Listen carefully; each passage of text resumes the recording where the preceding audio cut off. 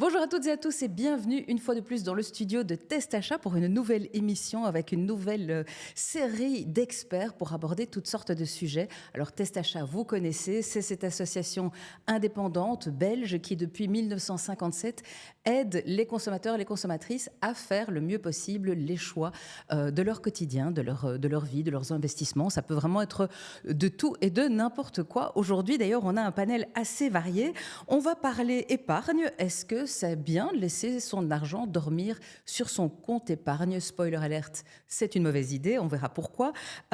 Conseil achat, comment choisir un bon vélo électrique? On va parler aussi d'assurance hospitalisation et on terminera avec une comparaison des devis pour les panneaux photovoltaïques. Donc vous voyez, on va vraiment parler de plein de choses différentes. Si l'un de ces sujets vous intéresse plus qu'un autre, que vous avez envie de le revoir après pour approfondir, ou si vous avez envie de transmettre, eh bien n'hésitez pas, vous pouvez retrouver toutes ces séquences en replay sur YouTube et sur les différents réseaux sociaux où Test Achat est présent, c'est-à-dire partout. Et puis, je vous invite, comme chaque semaine, comme à chaque émission, à nous rejoindre sur le site de Test Achat. Il y a déjà du contenu accessible gratuitement. Et bien entendu, si vous êtes abonné, là, vous avez accès à du contenu premium. C'est toujours un peu plus approfondi. Alors, notre premier expert est déjà à côté de moi. Il s'agit de Nicolas Claes. Bonjour Nicolas. Bonjour. Alors Nicolas, je l'ai annoncé avec toi, on va parler de laisser ou pas son argent sur son compte épargne. Est-ce que tu nous situes en quelques mots, pour ceux qui te voient aujourd'hui pour la première fois, ce que tu fais au sein de Test Achat? Alors moi je travaille pour Test Achat Invest, qui est la revue de placement, le site de placement de Test Achat Invest, de Test Achat pardon. Et donc on a des magazines, on a un site internet vraiment dédié à l'épargne grand public et au placement grand public comme les actions, les obligations, les fonds de placement, les ETF et plein d'autres choses. Toutes sortes de sujets qu'on a déjà abordés ensemble. Donc, si vous ne les avez pas encore vus, je vous invite vraiment vivement à aller voir sur le site de Test Achat pour trouver ces capsules qu'on a fait ensemble. C'était toujours très intéressant. Moi, j'ai appris à chaque fois des choses. Alors, est-ce que c'est une bonne idée de laisser dormir son argent sur son compte épargne, cher Nicolas? Alors, je vais prendre un cas vécu qu'on a eu il n'y a pas longtemps. Donc, c'est Sophie, donc une de nos abonnées, qui nous a appelé et qui hésite depuis très longtemps à investir en bourse. Elle n'ose pas franchir le pas. Il se fait qu'il y a 10 ans, en 2014, elle a hérité d'une somme de 10 000 euros. Grand bien lui fasse. Grand bien lui fasse. Mais toujours est-il que ces 10 000 euros, elle ne savait pas trop quoi en faire. Elle les a laissés sur son compte d'épargne. Donc, ça fait 10 ans que ces 10 000 euros sont sur son compte d'épargne. Même pas le meilleur compte d'épargne. Alors il faut savoir que ces 10 dernières années, les taux ont été assez faibles, même s'ils ont remonté récemment. Pendant très longtemps, ils ont été assez faibles.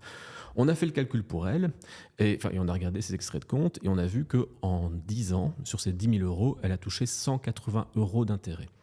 C'est très faible. C'est pas beaucoup. Hein. Sur pas 10 000 beaucoup. euros sur 10 ans, c'est... C'est très peu, c'est peanuts en fait. C'est 18 euros par an en moyenne, c'est vraiment pas grand-chose.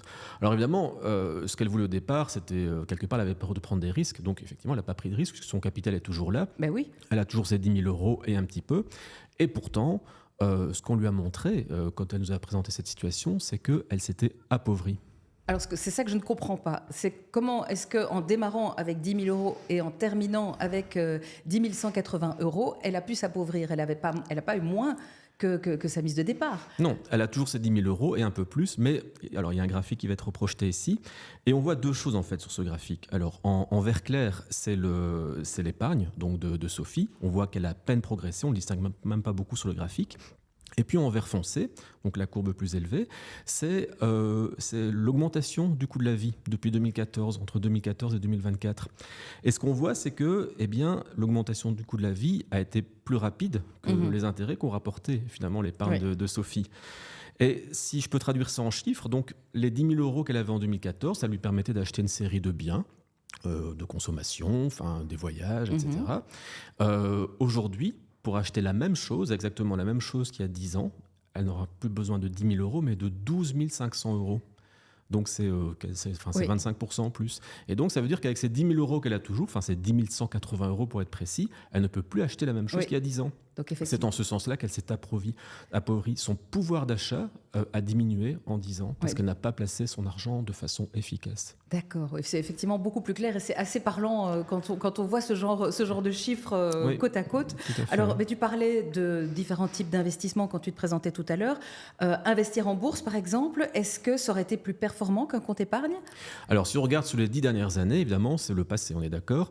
Mais si elle avait pas hésité il y a 10 ans, si elle avait été bien conseillée, je veux dire, il y a 10 ans, si elle avait été accompagnée, les 10 000 euros, s'il les avait placés moitié action, moitié obligation, donc dans un fonds mixte, on va dire, un produit populaire en Belgique, elle aurait aujourd'hui 25 000 euros sur son compte. Donc, elle aurait fait x2,5. Et donc, c'est 2 fois plus que l'inflation, là, pour le coup. Oui, là, ça valait vraiment la peine. Là, ça valait la peine, effectivement. Mais alors, c'est le genre de question ou c'est le genre de conseil qui semble toujours très clair et très évident quand on regarde a posteriori. Évidemment, on s'est dit, mais si vous aviez fait ça, regardez, si vous aviez acheté des actions IBM dans les années 80, vous seriez millionnaire aujourd'hui, voire plus. C'est toujours plus facile de juger ça après coup quand on a vu la performance, mais c'est quand même un risque à prendre. Est-ce que c'est une garantie ? Est-ce qu'on a une garantie de s'en sortir gagnant ? Alors, en bourse, on n'a jamais de garantie. Celui qui vend des garanties, c'est un escroc.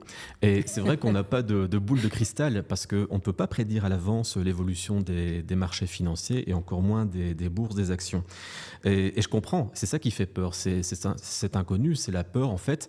La plus grande peur des investisseurs ou des néo-investisseurs, c'est le crash boursier. Mais il faut essayer de démystifier ça, de rationaliser ça. Si on regarde sur les 25 dernières années, donc depuis 2000, on a eu 3 gros crashs boursiers. On l'a eu au début des années 2000 avec la bulle Internet qui a éclaté et qui a mis très longtemps à se résorber. On l'a eu en 2008-2009 avec la crise financière où les marchés boursiers ont plongé aussi. Et on l'a eu plus récemment, c'était plus bref, mais avec le Covid, au tout début du Covid, où les marchés ont plongé quand tout le monde était confiné. Et je vais encore ici publier un graphique qui montre comment évoluaient les bourses en 2008-2009. Donc on voit qu'elles ont plongé à l'époque jusqu'à 40%. Donc c'est clair que pour quelqu'un qui avait investi fin 2007, juste avant ce crash, c'est très perturbant de voir tout à coup son argent baissait de 40%, ça fait peur. Bien sûr. Je veux dire, 40%, on n'est plus dans sa zone de confort. Je veux dire, on commence à se poser des questions. Et pourtant, il valait mieux pas vendre à ce moment-là. Parce qu'en fait, on remarque qu'à long terme, si on regarde, donc si on élargit le graphique, donc ça c'est le deuxième graphique, si on élargit le graphique jusqu'à aujourd'hui, donc 2008 à 2024, ce qu'on voit, c'est que cette baisse de 40%, et c'est représenté par la partie en saumon tout à gauche du graphique, elle représente très peu de choses finalement par rapport à toute la progression de la bourse depuis lors. Il faut savoir que la bourse, en 15 ans, un peu plus de 15 ans, elle a fait x4. D'accord. Et donc, les moins 40%, ils ont été complètement absorbés par ce x4 de la bourse. Et cette perte qui paraissait gigantesque sur le premier graphique, quand on l'élargit sur une période plus longue, on voit que finalement, c'est pas grand-chose. Et donc, même les pires crashs boursiers, parce que celui de 2008, moins 40%, c'était comme un gros crash boursier. C'était quelque chose, même ceux-là, à long terme, sont surmontables. Évidemment, je rappelle, il n'y a jamais de garantie en bourse, mais néanmoins, on peut estimer que sur le long terme, on a de bonnes chances de réussir ces placements. Et c'est ça qu'on a comme projection pour les années à venir également, de continuer à remonter la pente. Mais sans certitude. Donc, je ne peux pas prévoir l'évolution des bourses à court terme. Par contre, et d'ailleurs, j'ai fait un calcul sur les 50 dernières années pour avoir une période assez longue. Ce qu'on voit, c'est que si on veut se projeter sur un an, dire voilà, j'achète aujourd'hui, je veux revendre dans un an, ce n'est pas une bonne idée, parce qu'une fois sur 4, on va finir en perte. D'accord. Pour moi, ça, c'est un risque trop élevé. Il ne faut pas le prendre parce que c'est, une fois sur 4, perdre jusqu'à 40%, moi, je ne prends pas ce risque-là. Autant aller au casino. Oui, quasiment. On a peut-être même plus de chances avec certains jeux de gagner au casino.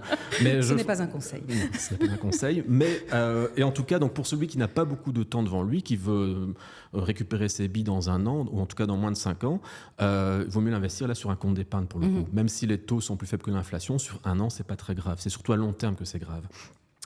Alors sur 5 ans, si on regarde sur 5 ans, alors les chances de perte, on est à 25%, elles baissent à 10%. C'est encore beaucoup pour investir en bourse, donc c'est la situation limite. En fait, le mieux, c'est d'investir sur au moins 10 ou 15 ans. D'accord. Et j'ai regardé sur 15 ans, donc sur les 50 dernières années, quelqu'un qui, quel que soit le moment à partir duquel il a commencé à investir, quelqu'un qui avait 15 ans devant lui, qui a gardé son épargne pendant 15 ans, il n'a jamais perdu en bourse. Ça ne veut pas dire jamais. Même si on fait un mauvais placement, même si on fait un mauvais choix, parce que c'est vrai que tout ça, ce sont des moyennes. Tu prends des grandes courbes et des grandes tendances, mais si on fait un mauvais choix pour ces fonds, même au bout de 15 ans, on peut avoir tout perdu. Alors effectivement, si tu prends le mauvais placement, et ça c'est la deuxième difficulté, donc première difficulté, c'est de dire il faut du temps, ça c'est clair, mais ça, le temps, on peut le décider de l'avoir à un moment donné. Par contre, après, il faut faire les bons choix, mais j'ai une bonne nouvelle, il est possible en bourse d'acheter cette moyenne de performance. C'est vrai que les chiffres que je t'ai donnés ici, ce sont que des moyennes, ce ne sont pas des cas individuels. Mais investir dans une action où, je veux dire, le tuyau du moment qu'on peut lire sur les réseaux sociaux parfois avec des gens qui disent oui, il faut absolument acheter cette action-là parce que je sais qu'elle va grimper, on sait pourquoi, ils ne donnent pas les raisons, c'est le meilleur moyen de se planter. Par contre, en achetant cette moyenne, il y a moyen, on maximise les chances en fait d'avoir un bon rendement à long terme. Alors cette moyenne, elle peut être achetée comment ? Eh bien, tout simplement avec des fonds de placement. Et plus spécifiquement des ETF, j'en ai déjà parlé lors d'émissions précédentes. En fait, les ETF, donc, ce sont des fonds indiciels, donc ce sont des fonds qui se contentent simplement de répliquer l'indice principal d'actions de la planète. Donc on y retrouve alors, beaucoup d'actions américaines, évidemment, parce que la bourse américaine, elle est très importante. On retrouve des actions européennes, des actions japonaises, voilà pour l'essentiel. Et donc ces fonds-là, ça représente quelque part la moyenne de l'évolution boursière. Et on élimine le risque spécifique à une entreprise ou à un secteur parce que c'est globalisé dans tout cet ensemble. Et ça, c'est le meilleur moyen à long terme toujours. Et pour autant qu'on accepte un risque à court terme, c'est le meilleur moyen finalement de battre l'inflation. D'accord. Et donc Sophie, si tu nous regardes, tes 10 000 euros, c'est le moment ou jamais d'aller les placer et d'aller voir sur le site de Testachat ce que tu peux en faire et comment tu peux te faire orienter correctement pour qu'il te rapporte quelque chose. C'est la meilleure chose à faire. Oui, c'est la meilleure chose et il n'est jamais trop tard finalement. Eh bien voilà, merci beaucoup Nicolas. Merci d'être venu encore une fois nous donner confiance, nous donner envie, en tout cas aller nous faire sortir de notre zone de confort par rapport à l'épargne, puisqu'en Belgique on sait les Belges ont tendance à tout simplement mettre l'argent sur les comptes épargne et les laisser dormir. Mais peut-être que grâce à toi on va un peu faire remuer tout ça. Et on est prêt à accompagner ces gens-là. Eh bien voilà, merci beaucoup et à très bientôt Nicolas. Alors, on va continuer avec une nouvelle thématique. Je t'en prie, tu vas laisser ta place à mon invité suivant. Les beaux jours arrivent, les envies de remonter en selle sont de plus en plus présents et vous êtes nombreuses à avoir envie de franchir le pas de vous acheter un vélo électrique. Mais lequel choisir ? Comment orienter son choix ? Eh bien, Christophe Meurice, qui vient de me rejoindre, et d'ailleurs pour la première fois sur ce plateau, va tenter de débroussailler un petit peu avec moi comment faire pour choisir un bon vélo électrique. Bonjour Christophe. Bonjour Stéphanie. Et bienvenue à toi. Qui es-tu au sein de Testachat ? Que fais-tu Je suis coordinateur des tests, aussi bien en électroménager qu'en high-tech. Voilà. D'accord. Donc toi, tu vois vraiment passer beaucoup de tests différents et tu as comme ça une vision d'ensemble. Alors, on va poser peut-être la question la plus basique qui soit. Mais cher Christophe, qu'est-ce qu'un vélo électrique ? Mais tout d'abord, un vélo électrique, c'est un vélo qui a une assistance. Donc, par rapport à un vélo classique, l'effort va être moins important. Donc, ça va être bénéfice pour le pratiquant qui va pouvoir se déplacer plus facilement, qui va disposer d'une assistance dans les côtes. Donc, c'est un moyen de transport finalement plus facile que le vélo classique. Mais c'est aussi un moyen de transport qui est meilleur marché que la voiture. Si on compare le vélo électrique à la voiture électrique, parce que beaucoup de gens sont amenés maintenant en ville à faire le choix, c'est un moyen de transport qui est meilleur marché. Il faut savoir que pour 1 kWh, on peut faire 100 km à vélo. 100 km, 1 kWh, ça équivaut à peu près à 20 à 30 centimes, alors qu'en voiture, il va falloir 2 à 3 euros. Donc on est quand même dans un rapport de 1 à 10 pour circuler à vélo ou en voiture en ville. Et surtout donc, si on est tout seul et qu'on n'a pas des grands chargements à faire. Bien sûr, mais le vélo électrique, c'est aussi les vélos cargo, par exemple. Ce n'est pas uniquement le vélo de ville ou le vélo de route, c'est aussi le vélo cargo. Et là, ça a permis au vélo cargo de connaître une explosion les dernières années parce que c'est un choix que font de plus en plus de familles. Effectivement. Alors, moi, j'ai entendu parler des speed pedelec. Qu'est-ce que c'est ? Alors, c'est pas exactement la même chose. La législation est quand même fort différente entre vélos à assistance électrique classiques qui vont jusqu'à 25 km/h avec une puissance de 250 watts et les speed pedelec qui, eux, peuvent aller jusqu'à 45 km/h et dont la puissance peut atteindre plusieurs centaines de watts. Donc là, déjà au niveau spécification, c'est différent, mais au niveau réglementation, c'est aussi très différent parce que pour pouvoir conduire un speed pedelec dans la circulation, il faut tout d'abord avoir 16 ans minimum. Il faut avoir un permis de conduire minimum le permis de conduire cyclomoteur. Ok. Il faut aussi être enregistré à la DIV et avoir une plaque d'immatriculation. Il faut avoir un certificat de conformité du vélo. Il faut porter un casque en permanence et avoir une assurance responsabilité civile particulière. D'accord. Donc ça fait beaucoup de conditions. Et on ne peut pas rouler sur les pistes cyclables. Et voilà. Et on est soumis au même code de la route que les cyclomoteurs. D'accord. Donc ce n'est pas exactement la même chose que pour les vélos à assistance électrique classiques. Ok, je comprends mieux. Moi, je me disais, mais c'est quoi tous ces vélos qui passent à fond de balle ils les ont trafiqués ou quoi? Mais non, en fait, c'est une autre réglementation, c'est un autre type de vélo. Ok, d'accord. Alors, donc toi, tu es responsable supervision des tests. Testachat teste donc tous les vélos électriques du marché. Comment ça se passe? Alors, pas tous, mais un grand nombre. On a sur notre comparateur plus de 700 vélos à disposition, donc c'est vraiment un très large choix. Mais on se concentre sur les moteurs centraux. Donc il y a plusieurs types de moteurs, motorisation. Ça peut être dans la roue avant, dans la roue arrière ou les moteurs centraux. Les moteurs centraux ont vraiment fait leurs preuves ces dernières années. Ce sont les moteurs les plus vendus sur le marché et donc on se concentre sur ces moteurs-là qui donnent le meilleur type d'assistance finalement, la meilleure sensation d'assistance. On n'est pas tiré comme avec un moteur qui est placé dans la roue avant ou pas propulsé quand le moteur se trouve dans la roue arrière. Donc on se concentre sur les moteurs centraux et on en a vraiment énormément sur le comparateur, oui. D'accord. Alors, donc toi, tu vois comment se passent ces tests-là. Est-ce qu'on sait quelle est la distance moyenne qu'on peut espérer rouler avec l'assistance d'un vélo électrique? Parce que j'imagine, vu le poids du vélo, ça fait aussi un peu peur de se dire je me retrouve après une demi-journée de balade, je suis bien loin de chez moi et tout à coup ma batterie, elle est morte et je vais devoir pédaler pour retourner sans aucune assistance avec ce vélo bien plus lourd qu'un vélo normal. Alors, l'assistance et l'autonomie, c'est quelque chose qui dépend de différents facteurs. Il y a beaucoup de facteurs qui jouent. Il y a notamment le poids du cycliste et du vélo. Par ailleurs, il y a le trajet plus ou moins vallonné, les conditions atmosphériques éventuellement aussi. Si on a le vent de face ou le vent de dos, ça va changer l'autonomie. Le troisième point, ça va être l'assistance que le cycliste va exiger du vélo. Donc, il peut rouler en mode éco, il peut rouler en mode turbo. Ça ne va pas donner la même autonomie en fin de compte. Et puis, évidemment, il y a la capacité de la batterie. On a des batteries de 300 watts et des batteries de 700 Wh. Donc, ça change évidemment du simple au double ou parfois plus. Et donc, on peut avoir des autonomies très variables. Mais pour donner un exemple, Stéphanie, on a calculé qu'en moyenne, si on a un trajet assez exigeant et où le cycliste demande pas mal d'assistance au vélo, il va lui falloir jusqu'à 10 Wh pour 1 km. D'accord. Donc, si vous avez une batterie de 500 Wh, ça veut dire que vous avez une autonomie de 50 km. Okay. Mais évidemment, si les conditions sont plus favorables, l'autonomie peut être bien supérieure. C'est quand même assez rare en Belgique d'avoir 50 km de montée dans laquelle on demande une assistance maximum avec un vent contraire.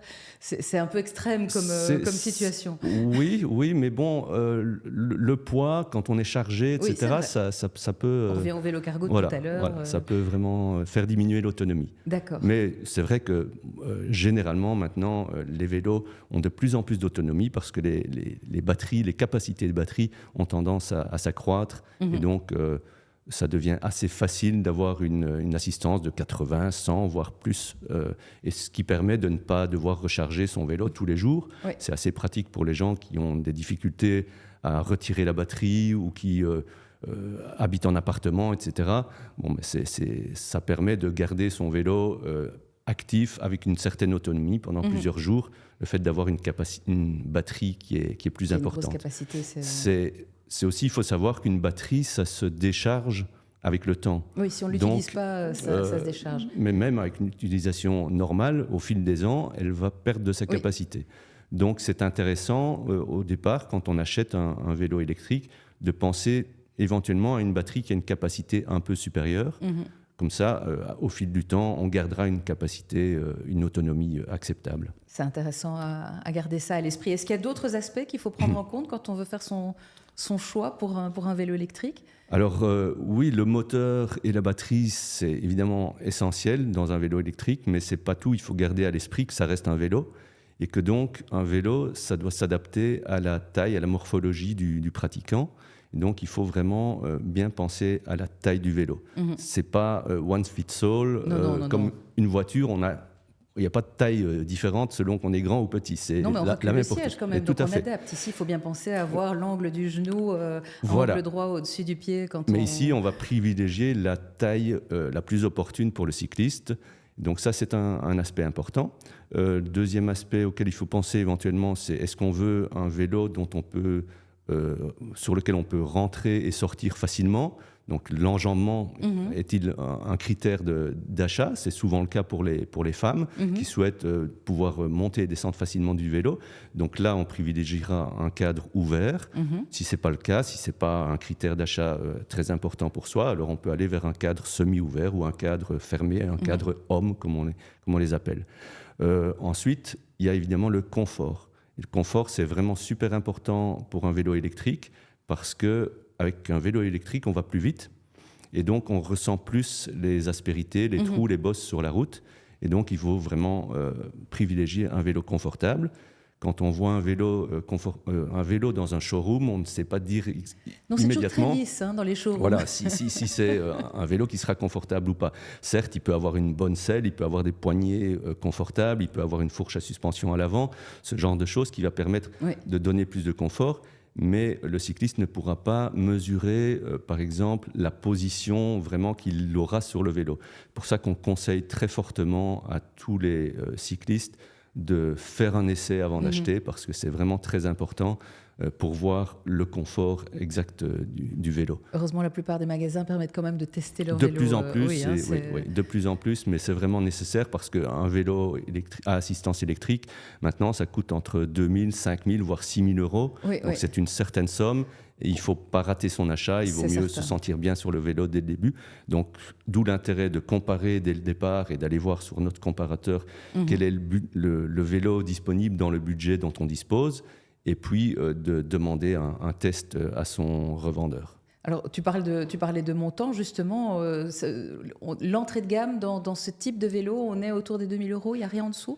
Il y a des vélos électriques moins chers, en dessous des 2 000 euros, mais pour avoir un vélo à moteur central vraiment de bonne qualité, il faut compter environ 2 000, 2 500 euros. Et plus, si affinité, et si on peut se le permettre. Voilà, ok, merci beaucoup Christophe. Ça nous donne en tout cas de quoi réfléchir, évidemment. Tous les détails et toutes les réponses aux autres questions que vous pourriez encore vous poser, vous les retrouverez sur le site de Test Achat, sur la page de test de ce vélo à assistance électrique. Merci beaucoup Christophe. Alors, mon invitée suivante, c'est aussi une première pour elle. Il s'agit de France Kowalski. Bonjour France. Bonjour Stéphanie. Ah oui, on va un petit peu régler le micro, ça va être nécessaire. Alors, pendant que tu t'installes, je resitue, puisque j'ai annoncé un peu le menu de nos discussions d'aujourd'hui. Avec toi, on va parler des assurances hospitalisation. Tu vas nous donner quelques conseils et surtout quelques clés de compréhension pour ceux et celles qui éventuellement ne savent pas exactement ce que c'est. Alors, commençons par là. D'abord, avant de parler de ça, qui es-tu, France, au sein de Test Achat ? Alors, je suis la coordinatrice d'une très sympathique équipe qui s'occupe de comparer les services financiers, donc essentiellement les services d'assurance et bancaire. D'accord. C'est déjà ça ratisse déjà assez large, c'est une matière assez vaste. Absolument. Alors, qu'est-ce que c'est qu'une assurance hospitalisation ? Alors, comme son nom l'indique, c'est une assurance qui couvre les frais liés à une hospitalisation. Donc la plus grande partie des frais liés à cette hospitalisation seront pris en charge par cette assurance. Et donc c'est une assurance qui peut être très intéressante parce que les frais d'hôpitaux sont parfois fort élevés. Et alors, quelle est la différence entre une assurance maladie et une assurance hospitalisation ? C'est pas compris dans le prix de l'assurance maladie de départ ?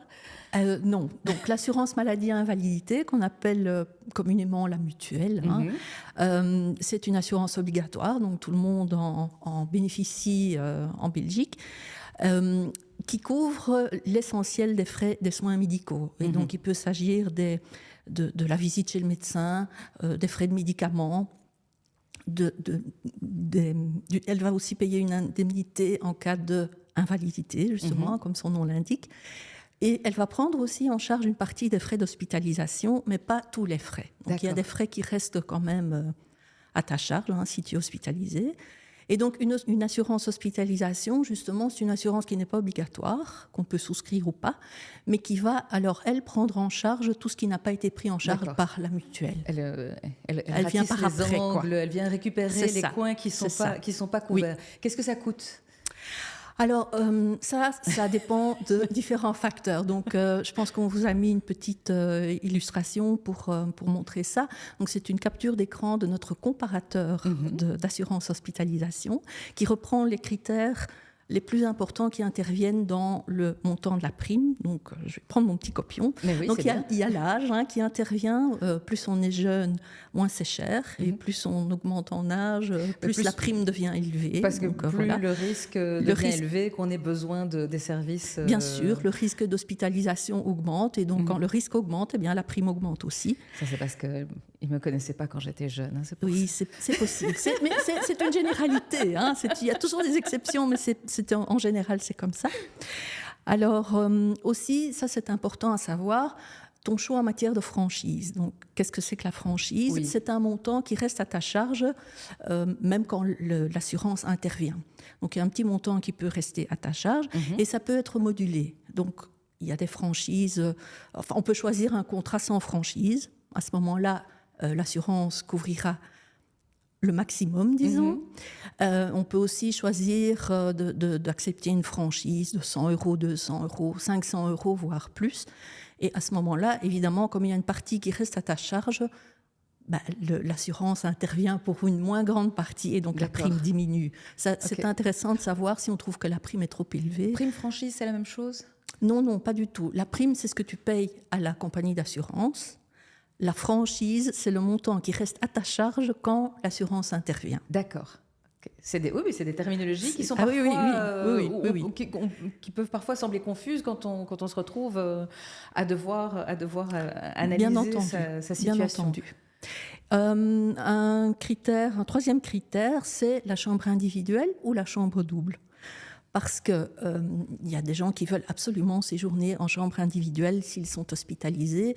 D'autres vont se contenter d'une chambre double, voire à plusieurs lits. Il faut savoir que, évidemment, une chambre individuelle, c'est plus cher. Mais ce n'est pas seulement la chambre qui est plus chère, ce sont aussi les honoraires du médecin qui peuvent être augmentés. Donc, on appelle ça les suppléments d'honoraires. Donc, l'hôpital peut majorer les honoraires du médecin aux personnes qui séjournent en chambre individuelle. Et donc, ça peut être, voilà. Je ne m'explique pas tout à fait comment ça fonctionne, mais c'est un fait. Ça fera le sujet d'un autre... Absolument. Mais donc, les honoraires du médecin peuvent être multipliés par 2, par 3, dans certains hôpitaux, même par 4. Ah oui. Donc, ça, il faut quand même le savoir. Et donc, les frais de séjour en chambre individuelle ne sont pris en charge par la mutuelle que pour un montant, le montant normal, disons, il y a un plafond. Et tous les suppléments, ça, c'est uniquement l'assurance hospitalisation qui les prendrait en charge. Donc, si on veut une chambre individuelle, c'est important de le mentionner. Et évidemment, ça coûte beaucoup plus cher à l'assureur, donc la prime augmente. Voilà. Oui. C'est chaque fois que ça coûte un peu plus cher à l'assureur, bien sûr, la prime augmente. Le domicile aussi intervient. Et ça, c'est peu connu du grand public, je pense. Donc, il faut savoir qu'à Bruxelles, les hôpitaux sont très chers par rapport au reste du pays. Et donc, les habitants de Bruxelles et parfois même de la périphérie se voient appliquer des primes plus élevées que dans le reste du pays parce que leurs hôpitaux sont chers. Et donc, si au moment de la souscription, on déclare... Oui, Stéphanie, là, je découvre complètement quelque chose dont je n'ai jamais entendu parler. Pourtant, c'est un fait. Alors, c'est peut-être pas tous les assureurs hospitalisation, ils ne le font peut-être pas tous, les mutuelles ne le font peut-être pas, mais certains, oui. Donc, on paye une surprime si on est un habitant bruxellois et qu'on déclare qu'on risque de devoir être hospitalisé dans un des hôpitaux les plus chers. OK. Alors, un dernier élément qui peut intervenir dans le montant de la prime, c'est si on a une maladie préexistante. Oui. Si par exemple on souffre de diabète ou si on souffre d'obésité, l'assureur peut estimer que ce sont des facteurs qui multiplient le risque d'hospitalisation et dans ce cas-là, la prime peut être majorée. Oui. Alors, pour donner un exemple de prime, parce que bon là, j'ai donné tous les éléments qui interviennent dans le calcul, mais pour avoir quelques chiffres, donc une personne de 30 ans qui est en bonne santé peut déjà avoir une bonne assurance hospitalisation pour environ 250 €. D'accord. Donc, 250 € par an. 250 c'est important de le par préciser an. quand même. Oui, bien sûr. Par contre, si ce même trentenaire souhaite bénéficier du meilleur contrat sur le marché, il devra déjà payer 1 100 €. Ah oui. Donc c'est 4 fois plus, même un peu plus. Oui. Pour un sexagénaire, alors pour avoir une bonne assurance hospitalisation de base, il faut compter 600 €. Pour avoir la meilleure sur le marché, il faut compter 2 200. Et là, tu veux dire quand on décide de prendre pour la première fois son assurance, ou c'est un montant qui va augmenter avec l'âge et avec le temps? Ici, les primes, c'est pour quelqu'un qui souscrit l'assurance à ce moment-là. Mais même si on souscrit une assurance hospitalisation à 30 ans, cette prime va évoluer au cours des années. C'est quelque chose qui est connu au départ. Dans le contrat, c'est bien spécifié la manière dont les primes vont évoluer. Parce que, évidemment, avec l'âge, comme on a déjà dit, le risque augmente. Oui. Et donc, il y a des paliers. Quand on atteint un certain âge, le montant de la prime est majoré. Mais les paliers d'âge et les majorations de primes sont connus dès le départ. C'est fixé dans le contrat. Donc, pas de surprise, a priori. Normalement pas. Et il y a un deuxième élément qui entre en ligne de compte, c'est l'indexation. Et donc l'indexation, elle peut avoir lieu chaque année. Donc c'est une indexation comme beaucoup d'autres contrats sont indexés. Et à ce moment-là, la prime sera indexée, soit en tenant compte de l'indice des prix à la consommation, soit sur base de l'indice médical, qui est un indice spécifique pour les assurances hospitalisation et qui interviendra s'il est plus élevé que l'indice des prix à la consommation. D'accord. Alors, encore une petite chose que je voudrais dire à ce sujet, à propos de l'indexation, c'est que vous devez bien vérifier dans votre contrat si les montants assurés sont aussi indexés. Alors, les montants assurés, c'est... l'assurance hospitalisation va intervenir pour tel ou tel élément, mais il y a souvent un plafond qui est fixé. Donc, pour les prothèses, par exemple, il y a un plafond qui est fixé. Si ce plafond n'évolue pas avec l'indexation, après 10 ans, le montant sera toujours au niveau X, tandis que la prime aura augmenté. Oui. Donc ça, il faut vérifier que les montants assurés sont bien indexés. Que tout se suit de manière cohérente. Oui, et ce n'est pas le cas dans tous les contrats. Donc il faut faire attention. Intéressant. Oui. Très intéressant. Alors, la question suivante, c'est est-ce qu'il est plus intéressant de s'assurer auprès de sa mutuelle, là où on a déjà son assurance maladie, invalidité, ou bien auprès d'un assureur privé? Qu'est-ce qui est mieux? Ça, c'est un peu au choix de chacun. Donc, on a fait un petit tableau comparatif pour vous donner quelques indications. Donc, les avantages de la mutuelle, c'est que les primes sont généralement moins chères, donc ce sont des contrats moins chers, qui sont quand même de bonne qualité. Donc, on va avoir une couverture tout à fait valable. Et la mutuelle ne peut pas te refuser. Donc, si tu es déjà affilié auprès de la mutuelle pour l'assurance maladie invalidité, elle ne peut pas te refuser l'assurance hospitalisation. D'accord. Dans les points négatifs des mutuelles, il faut être affilié à la mutuelle en question. Donc, si on est affilié à la mutuelle A, mais qu'on voudrait l'assurance hospi de la mutuelle B, c'est pas possible. Ça ne marche pas. Non, il faut changer de mutuelle à ce moment-là. Donc ça, c'est un point négatif. Et les mutuelles, elles mettent surtout l'accent sur les chambres doubles, parce que ça coûte moins cher. Et que, ce sont quand même des mutuelles. Donc, si on veut une chambre individuelle, il faut bien regarder les conditions du contrat. Pour les assureurs privés, alors là, les avantages, c'est qu'il ne faut pas d'affiliation préalable. Donc, quelle que soit la mutuelle auprès de laquelle on est affilié, on peut choisir n'importe quel assureur privé. Les polices, alors, on a indiqué que les polices étaient de bonne qualité. En fait, ce sont les meilleures polices. Les meilleures polices sur le marché, on les trouve auprès des assureurs privés. Conséquence aussi, dans les points négatifs, les primes sont plus élevées. Elles sont parfois beaucoup plus élevées. Donc là, il y a une balance à faire selon ce qu'on peut accepter, le montant qu'on peut se permettre de payer. Il y a une balance à faire. Donc ça, c'est ce qu'on a indiqué dans les points négatifs, c'est que les primes sont élevées. Et aussi, quelque chose qu'on ne sait pas, c'est qu'un assureur privé peut vous refuser comme assuré. Oui, s'il estime qu'on a un profil à risque, qu'on a un profil qui ne lui convient pas. Ou pour n'importe quelle autre raison. En fait, un assureur n'est pas obligé de vous assurer. Donc là, voilà, il peut refuser. C'est toujours plus risqué, évidemment. Bon, alors la question subsidiaire est finalement la plus importante. Quelle est l'utilité d'avoir une assurance hospitalisation? Est-ce que c'est indispensable? Alors, indispensable, en tout cas, nous, on la conseille. Parce qu'une hospitalisation, surtout, encore une fois, si on veut séjourner en chambre individuelle, ça pourrait coûter fort cher. Si on se contente d'une chambre double, bon, pas encore réfléchir, mais pour une chambre individuelle, c'est quasiment un must. Alors, pour une personne qui est encore fort jeune, qui est en bonne santé et qui, je répète, peut se contenter d'une chambre double, bon, cette personne-là peut se permettre d'attendre encore un peu et d'y réfléchir. Elle a peut-être d'autres priorités dans la vie, mais il ne faut pas attendre trop longtemps parce que plus on augmente en âge, plus la prime est élevée aussi. Et alors, une dernière chose que je voudrais dire pour les plus jeunes, c'est que les jeunes familles qui envisagent d'avoir un enfant, c'est important aussi d'avoir une assurance hospitalisation parce qu'elle va couvrir les frais de l'accouchement. Ah ben oui. Et donc, on ne réfléchit pas.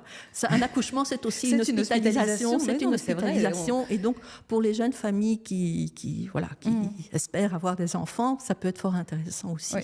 Et c'est vrai que parfois, on s'entend dire, oui, mais pourquoi est-ce qu'on a besoin d'une chambre individuelle? Pour reprendre ton argument précédent, il y a des situations où, honnêtement, c'est beaucoup plus confortable et où on est content d'avoir simplement ce moment d'intimité, parfois parce que la personne qui a le lit à côté d'une autre ne va pas forcément avoir la même chose, ni les mêmes besoins de calme. Bien sûr, on a parfois besoin de se reposer après une opération. Bien sûr. Ça dépend du type d'opération, ça dépend si on espère recevoir la visite de la famille, oui ou non, ou de ne pas subir les visites de la famille de l'autre personne, ça arrive aussi. Donc il y a beaucoup d'éléments qui plaident en faveur de la chambre individuelle, bien sûr. C'est pour ça que beaucoup de personnes souhaitent une hospitalisation en chambre individuelle, mais n'oubliez jamais que ça coûte cher, et que les honoraires du médecin peuvent être surmultipliés. Donc voilà, il faut réfléchir à ça.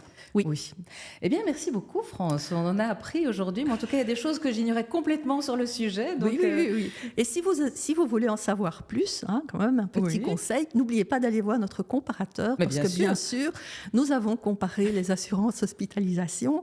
Mais quelle surprise! Voilà, il y a un comparateur.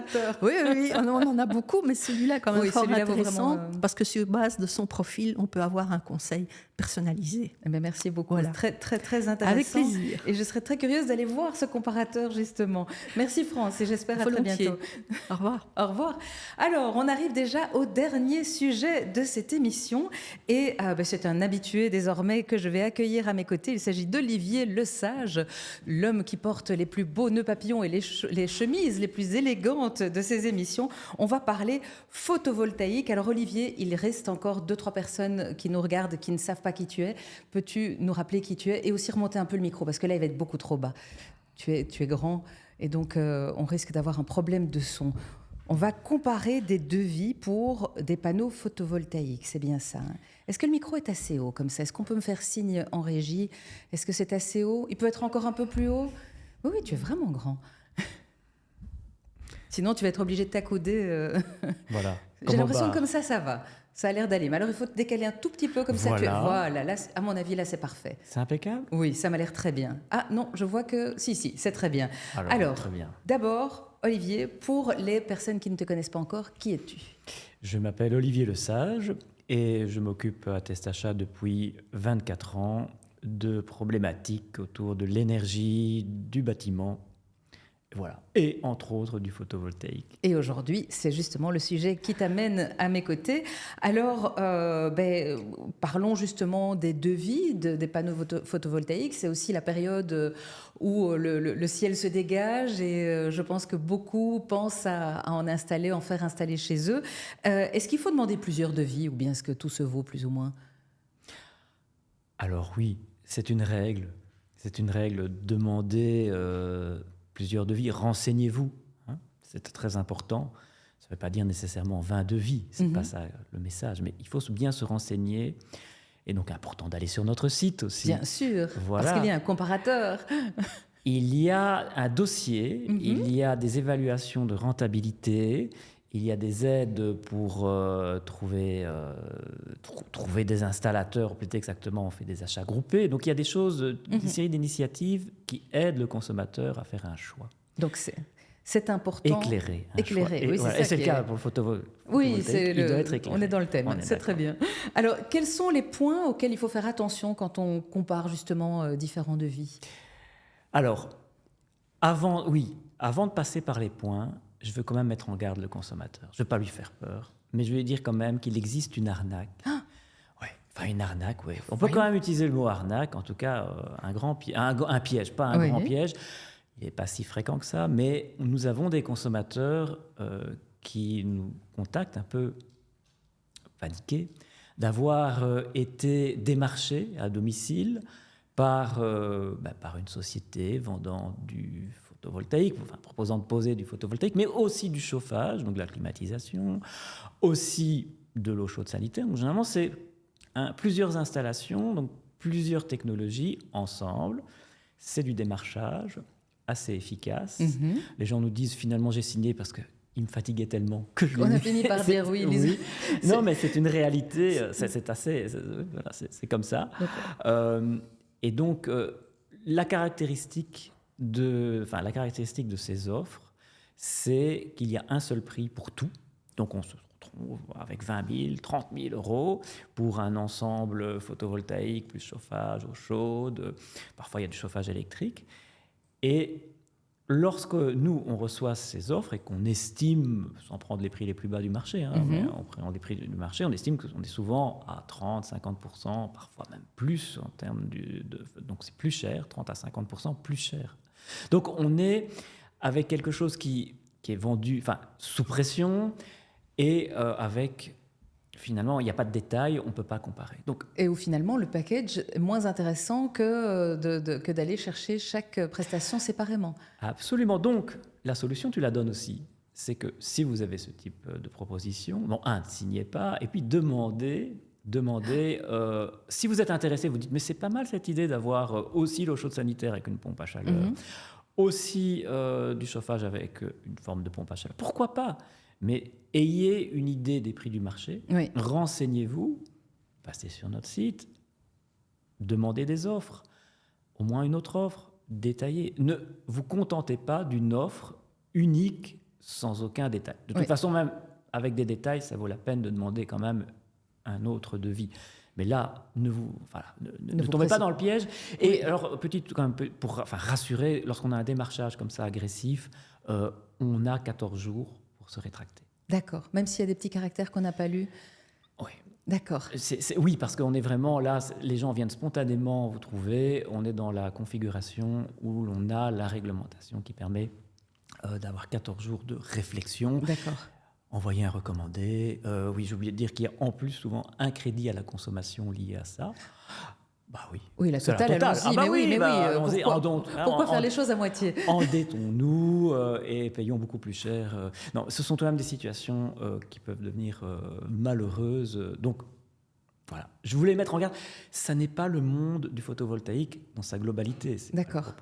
Maintenant, revenons sur les petits points de devis. On a un devis classique. Qu'est-ce qu'on va faire ?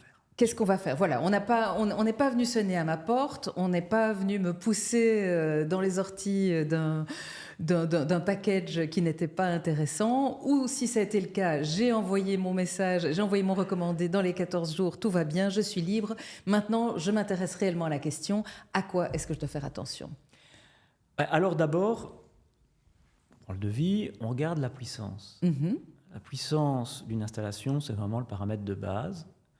Une installation de 3 kW crête, ce n'est pas une installation de 5 kW crête. En sachant qu'on peut poser, pour les particuliers, en Wallonie, en Flandre, jusqu'à 10 kW crête, un peu plus, je ne vais pas rentrer dans les détails, mais de l'ordre de 10 kW quoi ? Parce qu'à chaque fois... Le kilowatt crête, dans le sens que c'est la crête, dans le sens où c'est le maximum que tu vas avoir par une journée bien ensoleillée, avec le soleil qui est un beau ciel bleu, et on va avoir le maximum de puissance dans des conditions idéales. On va dire, c'est le kilowatt crête. D'accord.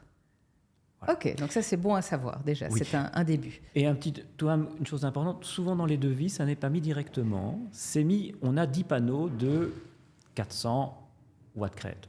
10 fois 400 divisé par 1000, on a 4 kilowatts crête. D'accord. Voilà. On fait le petit calcul. Ok. Alors, donc ça c'est pour savoir un petit peu la puissance totale. Est-ce qu'il faut regarder le type de panneau qu'on nous propose ? Oui, principalement. Il y a des aspects esthétiques. Hein. Tu veux parfois avoir des bords noirs sur la toiture. Tu préférerais avoir parfois des panneaux complètement noirs. Ça, c'est un aspect. Alors, il y a aussi un autre aspect. C'est qu'on entend parler de panneaux à haut rendement, même s'il y a une tendance à ce qu'ils deviennent tous un peu tombent tous dans cette catégorie. Mais c'est d'ailleurs des panneaux qui vont nécessiter moins de surface pour la même puissance. Il faut bien se comprendre. Un panneau à rendement ne veut pas dire qu'il y aurait à côté des panneaux à bas rendement qui seraient mauvais. Oui, c'est pas ça. J'ai vu nulle part panneau à rendement médiocre. Non, c'est ça. C'est très différent d'une chaudière où là, ce serait pas normal d'avoir une chaudière à bas rendement. Tu ne veux pas ça. Pour les panneaux, c'est une question vraiment de surface. Si tu as la place sur ton toit, tu ne vas pas nécessairement payer plus cher pour mettre les panneaux qui ont la plus forte densité. Donc, ça arrive d'ailleurs que les installateurs proposent d'autres panneaux, des alternatives. S'il y a la place, pas s'inquiéter. S'il n'y a pas la place, ça peut se justifier. Oui. Mais il faut bien sûr comparer les prix et pas payer trop cher. D'accord. Alors ça, c'est pour les panneaux. Donc, selon la taille selon la surface dont on dispose, selon l'esthétique qu'on recherche, ça peut avoir son importance. Après, on va regarder les onduleurs. Ah oui, l'onduleur. Donc cette boîte qui va se trouver entre les panneaux et l'installation. C'est ce qui permet d'injecter le courant. D'accord. Voilà. L'onduleur, il n'y a pas de points techniques. Il ne faut pas regarder tout dans les détails, mais ce qui est important, c'est d'abord savoir si on met un onduleur central. Donc central, c'est le classique, un seul onduleur pour les panneaux, ou va-t-on proposer, parfois c'est spontanément, l'installateur va proposer un système avec micro-onduleur ou optimiseur. Ça veut dire quoi ? Sur les panneaux, tu as aussi un système qui va participer on va dire, qui va travailler avec l'onduleur et qui va permettre de faire fonctionner les panneaux indépendamment. C'est-à-dire, mais pourquoi tout ça ? Mais oui. Mais simplement parce que, en fait, le photovoltaïque n'aime pas l'ombre. Et quand tu mets de l'ombre sur un panneau, tu peux très bien pénaliser les autres panneaux qui sont sur le même onduleur. C'est un effet de pied sur le tuyau d'arrosage. Ok. Tu vois ? Oui. C'est la même image. D'accord. Oui, ça c'est bien clair. C'est très bien. Donc, pour éviter ça, on a des systèmes qui permettent de dire si un panneau est ombré ou une partie est ombrée, les autres ne vont pas être pénalisés. C'est ce qu'on appelle les micro-onduleurs. Là, on a vraiment chaque fois un onduleur sur les panneaux ou un système d'optimiseur. On a aussi sur les panneaux des dispositifs qui vont communiquer avec l'onduleur principal et permettre d'éviter des pertes de rendement. Pourquoi toute cette technique ? Mais si tu as de l'ombre, c'est vraiment intéressant d'y songer. De l'ombre, je veux dire, pas juste en hiver pendant quelques jours ou quelques semaines. Je parle d'ombre, quelque chose qui viendrait ombrer un poteau d'éclairage, ça, qui viendrait à certaines heures couvrir les panneaux. C'est tout à fait justifié que les installateurs proposent ce type de système. Autrement, le système simple, généralement moins cher, un seul onduleur, il va bien fonctionner. Tu ne dois pas payer plus cher si tu n'as pas d'ombre. D'accord. Voilà. Conseil sur l'onduleur. Ok, donc ça c'est un élément important. Il faut aussi connaître sa situation, son contexte, le contexte de la maison qu'on cherche à équiper. Alors j'imagine qu'un des éléments à regarder aussi, c'est le prix tout compris. Et donc tout compris, vraiment tout compris. Oui, bien sûr. Oui. Donc on regarde bien si tout est compris. Généralement, les installateurs pensent bien indiquer la pose, évidemment, tout le matériel. Tu as aussi l'installation électrique qui doit parfois être adaptée. Donc, tu as des travaux au niveau de l'installation électrique. Et puis, à la fin, tu as une réception. Donc, tu as un contrôle par un organisme de contrôle. C'est souvent aussi prévu. D'accord. Voilà. Le tout est de bien lire si tout y est. TVA comprise. Bien sûr. Bien sûr. Je Généralement, il n'y a pas de problème, mais bien lire évidemment l'ensemble. J'imagine que dans le dossier, la liste est reprise des différents points qu'il faut pouvoir intégrer dans le prix, le prix total. Hein. Oui. J'imagine que vous avez... Parce que c'est facile de dire oui, mais est-ce que c'est le prix tout compris? On va me répondre oui de l'autre côté. Mais donc, si j'ai ma petite liste que j'aurais été chercher sur le site de Test Achat, là, je peux vérifier si effectivement ils incluent bien tous les détails. Tu as dans notre dossier un rappel. D'accord. Un rappel Ouais, des points. Il y a dans notre dossier une partie comment comparer les devis. On rappelle les points à regarder. Voilà. Et est-ce qu'il y a des garanties?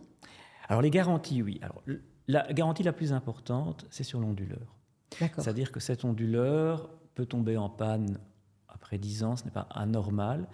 Or, même avant 10 ans, ça peut arriver aussi. Et ça coûte cher de replacer un onduleur et ça va vraiment pénaliser ton rendement financier. Hein. C'est quand même pour ça qu'on les met, c'est pas juste pour la déco. Hein. Oui, mais tu vas devoir payer un onduleur, une réparation. Et donc, pour que le photovoltaïque soit rentable, pour que tu aies plus d'assurance à ce niveau-là, nous conseillons fortement minimum 10 ans de garantie sur l'onduleur, pièces et main-d'œuvre. D'accord. C'est essentiel. Alors, sur les panneaux, tu vas trouver des garanties très facilement de 10 ans, 20 ans. J'ai encore lu récemment 35 ans. Alors, c'est très bien. Bon, je pense que les fabricants savent qu'une fois que les panneaux fonctionnent, il ne reste plus grand-chose. Ouais. Ils fonctionnent longtemps. Oui. Donc, c'est bien. On ne sait pas si dans 35 ans, les entreprises sont encore là. Donc, je veux dire, prenez-le comme étant une bonne nouvelle, sans non plus être le point le plus important dans le devis. Et puis, tu as aussi alors une garantie. Alors, attention, c'est un peu une question de langage. C'est une garantie sur la production du panneau. Hein, donc, le fabricant de panneau dit on va garder un rendement. Il y a toujours une petite perte de rendement au fil du temps, mais on va garder encore un niveau de rendement après 20 ans de tel niveau. C'est une forme de garantie, mais ce n'est pas une garantie commerciale. On n'a pas non plus trop d'inquiétude à ce niveau-là. C'est quand même une technologie assez éprouvée qui fonctionne bien. Et donc, c'est vraiment surtout la garantie sur l'onduleur qui est importante à vérifier. Minimum 10 ans, oui. Alors maintenant, j'ai été faire mes devoirs, j'ai fait ma tournée, j'ai plusieurs offres. Comment est-ce que je peux départager des offres qui me semblent similaires? Alors, après tous les points qu'on a vus, il y a le prix, évidemment. Alors, le prix, ça paraît la palissade, mais c'est ça qui va déterminer la rentabilité du système. Le photovoltaïque n'est jamais rentable financièrement en soi, tout dépend du prix qu'on paie au départ. D'accord. Or, c'est ce qu'on va payer principalement, je parlais sauf problème après avec l'onduleur. En imaginant que tout se passe bien. Si tout se passe bien, voilà. On investit au départ et on va se retrouver avec... donc, on va avoir une installation, on va gagner sur sa facture et, on va dire, les dés sont lancés au départ. Donc, il est important d'avoir un prix qu'on va calculer par kilowatt-crête. Donc, on compare toujours par kilowatt. On a parlé des kilowatts-crête. Oui, bien sûr. Important de le calculer parce que ça permet de comparer une offre qui serait à 4 kilowatts-crête, l'autre à 4,5. On compare vraiment correctement le photovoltaïque. Je peux quand même dire qu'on a des différences significatives entre les offres. Donc, dire que toutes les offres, le marché, ce serait toujours égal, non. C'est pas vrai. Il y a non seulement une variation selon les installateurs, mais nous remarquons une variation selon la période, selon le moment. Plus exactement, l'année passée, et même les 2 dernières années, on a eu un engouement pour le photovoltaïque. Ça s'est ressenti aussi au niveau des prix. Il y a eu de l'inflation aussi, il n'y a pas que ça. Oui, mais c'est logique. On s'est retrouvé, pour te donner un ordre de grandeur, on commençait à avoir une moyenne pour toutes les régions. C'est très discutable parce que ça dépend aussi des régions. Mais bon, on était au-dessus des 1500 kW-crête, même s'attendait vers les 1700. En début de cette année, on reçoit des offres qui redescendent en dessous de 1000 € le kW-crête. Donc, on remarque une baisse et une moyenne qui est aussi à la baisse. Alors, voilà, c'est important de pouvoir comparer parce que la rentabilité va être déterminée par ça. On n'a pas du tout à la fin la même rentabilité si on a payé 1000 € le kilowatt-crête Bien que sûr. 1700. Et on a parfois vu des offres à plus de 2000, 2500. Ah oui. Et là, on tire le signal d'alarme, on dit Oui, la rentabilité, la validité de l'offre, quand même discutable. En passant sur notre site, on peut trouver des graphiques qui permettent rapidement de voir si je paie tel prix par kilowattheure, où se situe la rentabilité. C'est important de s'assurer d'être dans une zone de confort, oui, bien sûr. d'avoir un minimum de rentabilité, à moins qu'on veuille poser le photovoltaïque pour d'autres raisons. Hein. Oui, il n'y a pas que les raisons financières, hein, je parle là. Bien ici. sûr, mais ça, on n'entre pas forcément dans cette discussion ici. Alors, on arrive au bout. J'ai fait mon petit travail, j'ai eu mes offres, j'ai isolé celle qui me semblait la plus intéressante. Ça y est, je me lance. Tu me recommanderais de le faire? Oui. Petite précaution, d'expérience. Je me doutais bien que ça n'allait pas être un oui tranché avec toi.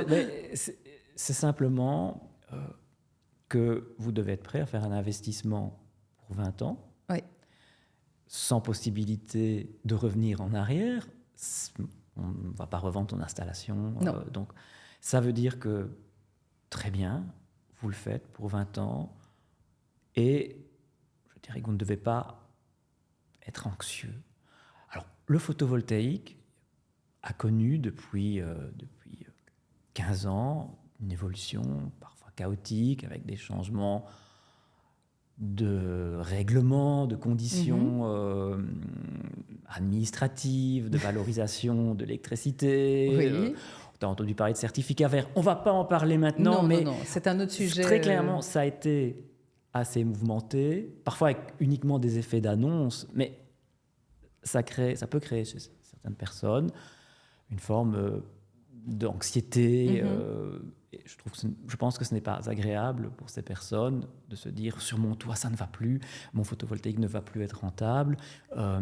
Donc, si vous êtes par contre tout à fait serein en disant je mets du photovoltaïque, je place mes panneaux et puis je suis bien content. Il y a peu d'entretien. Techniquement, il y a vraiment très peu de choses à faire. Donc, et je laisse produire les panneaux. Et puis je verrai bien. Je choisis mon fournisseur, mais ça c'est encore autre chose. Mais fournisseur d'électricité, tu as un contrat à choisir. Mais pour le reste, si tu es tranquille avec ça, mais oui, si tu as une bonne offre, il faut y aller. D'accord. Ok. Mais on va donc y réfléchir. En ce qui me concerne, c'est pas pour tout de suite, mais je trouve que c'est très intéressant. Ça amène vraiment une perspective assez différente de tout ce que j'ai pu entendre jusqu'ici sur le choix d'installer ou non et de comment installer ou faire installer ces panneaux photovoltaïques. Donc merci beaucoup d'être venu partager ça avec nous aujourd'hui. Merci Olivier. Merci.